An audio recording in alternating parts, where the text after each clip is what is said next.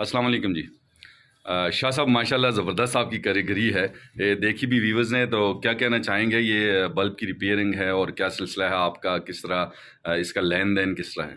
Sir ये ताजर भाइयों के लिए, दुकानदारों के लिए खुसूसी ऑफ़र है और घरों के लिए भी है। जो बल्ब वो घर में फेंक देते हैं तो हम इधर ठीक करके देते हैं। 100 रुपये में पुराना बल्ब लेकर आए, नया लेकर जाए। मतलब कितने वाट वाला 100 रुपये में? ये 10 वाट का।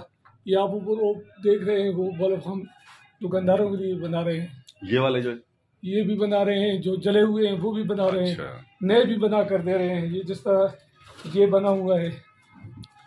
अच्छा, तो ये किस तरह बनाते हैं? ये वाला जो आपने दिखाया इसको जरा दिखाइए भी, और बनाते कैसे हैं?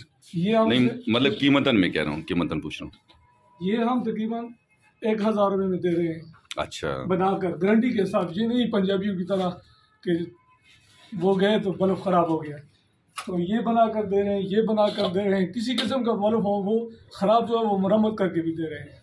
तो ये जो अभी आपने दिखाया, ये जो बॉक्स में है, कि कितने वाट का होगा तकरीबन? ये तकरीबन 30 वाट का है। 30 वाट का।